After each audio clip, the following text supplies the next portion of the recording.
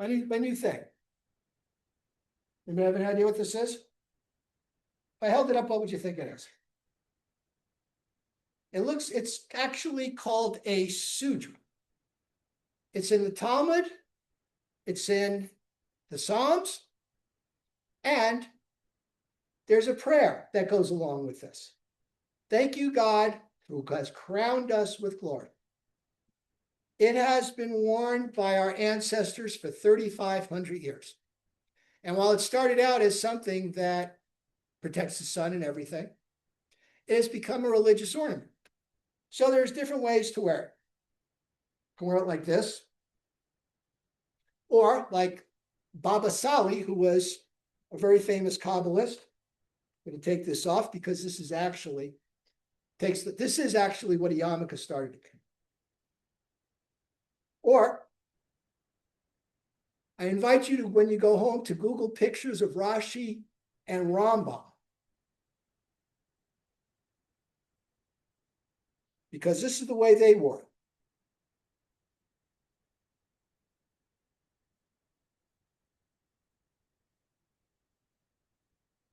And in fact, if you look at pictures of the priest, the high priest, when they wore their turbans, this is basically what their turbans look like.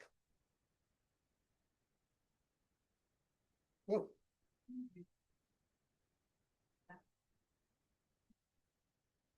I'm going to get it right. Wait a minute. All right, let me start again. Nope.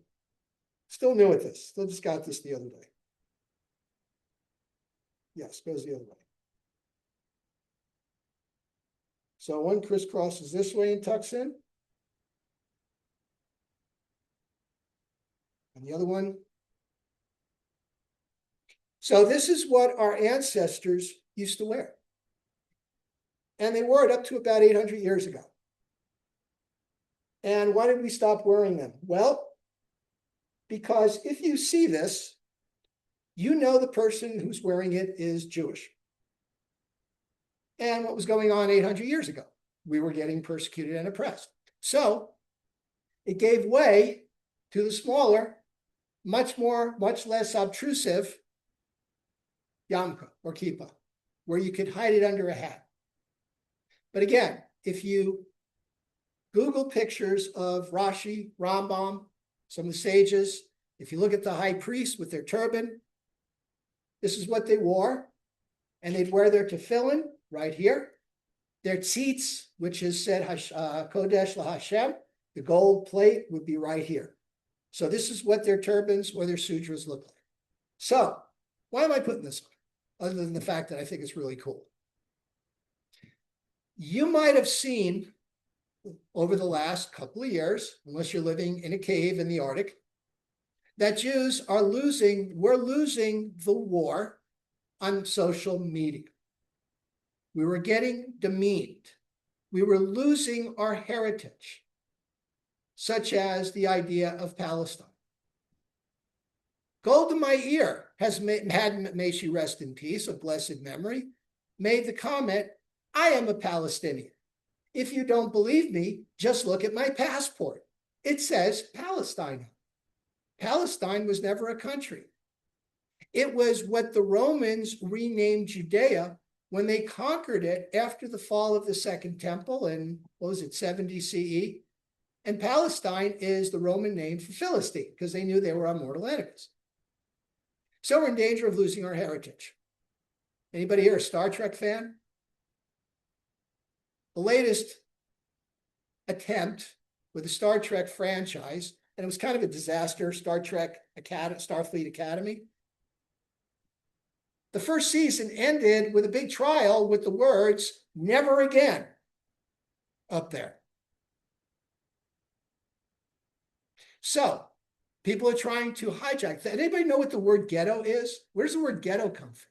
Anybody know?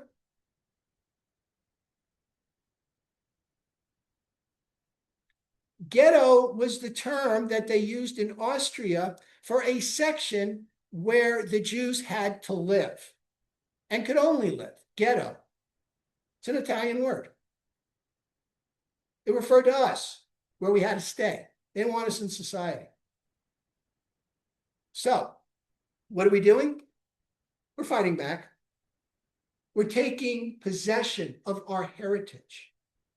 People are wearing Jewish stars. They're wearing little medallions with a picture of Israel on it. I've seen that more and more. You're wearing shirts that says Am Yisrael Chai. That's what this says here. Am Yisrael Chai. Maybe if you're close up, you'd see all the little Jewish stars on my sutra. This is ours, Jews. This is a symbol of who we are. In the morning, when we do our prayer, blessed are you, Lord our God, King of the universe, who crowns Israel with glory. This is our crown. This is what it refers to. We are taking our heritage back. We are standing up for ourselves. We are saying never again. And it's a good thing. Now, we're not rioting. We're not attacking people, even though we're getting attacked for wearing yarmulkes and tzitzit. But Jews are being defiant to those people. We're saying we're going to be who we are. And if you don't like it, we are going to fight you. The latest victory, if you missed the news, came in a California Supreme Court. The California Supreme Court turned down an attempt to change Assembly Bill 715. This was a bill that enhanced the laws of discrimination, including a dedicated office that fights anti-Semitism. Now, it was challenged by guess who?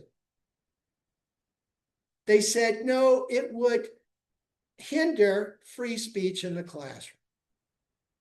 The judge didn't buy it. The judge said no. And he told them, with prejudice, do not appeal anymore. When the words with prejudice means it's done, you're done, that's it, done. The office fighting anti-Semitism in the California school system remains. It stays. And that's good. Because when you have free speech, there is a responsibility. And we are not going to take it anymore. And that's a good thing. This Sutra, there's a company that sells them. And when I actually saw it and I Googled it, there's more and more companies that are doing it. More and more people are wearing. You're starting to see activists, people like Noah Tishby, Montana Tucker, Ari Ackerman, Michael Rappaport, Lizzie Savesky, that walk around visibly displaying symbols of Jewry, the Jewish star, mezuzahs. Because we're proud of who and what we are. We're standing up for ourselves. And why not? We were the first people to give rights to women. Daughters of Salafachad, remember that? Right? Women can own property. A man dies without any sons. He got daughters. The daughters get the inheritance. Good thing. While everybody else hated strangers, God told us, welcome the stranger, because you were strangers in a strange land, and don't forget it. And we keep reciting prayers and psalms that remind us that we were strangers. So if you're at work, you're at school, somebody new shows up, you're obligated as a Jew to go up and welcome them and then introduce yourself, show them around. It's your obligation. That's how we honor the stranger. We give to the poor, we give to charity. You don't have to give everything you have, but you can, give a little for something. That's the law. It's what we do. It's who we are. The Romans, the English, debtor prisons, no. We said, if your brother or sister is destitute, you help them out, because God said, I will judge you the way you judge other people less fortunate than you. I made you rich. If you're rich for a reason. I made you rich so you can give some of it away, so you can do my work and create justice. We don't have a word for charity in Hebrew. The word for charity in Hebrew, we use the word tzedakah, which means justice. That's why God created us, to do justice. And according to Micah, love mercy and walk humbly with Hashem. It's who we are. And we should be proud of it. Somebody attacks us, well, you do what you have to do to defend yourself. We have all sorts of procedures. But you have an institution like Harvard or Yale or Princeton. We fight back. We take them to court. We hit them where it hurts, in their pocketbook. It's what we do. And we need to be more concerned now because people used to cower when they were prejudiced. They hid it. Now it's blatant. Now you have people running for Congress that are openly anti-Semitic, and they do not hide it. They feel emboldened and brazen. So this election cycle is going to be very interesting. We'll see what happens. And isn't it interesting that some of the things that these so-called socialists say, some of them are good ideas, let's face it. You know, charity, childcare, healthcare, some of them are good ideas. But why does it always have to involve hating the Jews? Why didn't Hitler say, hey, Germany, let's become great, let's build stuff? He did it on the backs of killing the Jews. Spain used to be a force to be contended with. 1,000 years ago, right? They ruled the conquistadors, man, they ruled the sea. And what happened? They kicked the Jews out, and now look at it. Right? That's what happens. So we are taking back our heritage, and that's why I wear this proudly. I know it's kind of weird. You know, I know people, I don't wear it out. Actually, I crossed the street wearing it. Somebody walked in today and I happened to be wearing it. So I gave a little story. And I'm not going to wear it all the time. Although I pray with it and it's great. It's just a little tough to put the filling on when you're wearing this thing. You know, you got to put a tallit on. But for me, it's a source of pride, and it connects me to our ancestors. And it makes me feel proud. It's good stuff. Okay.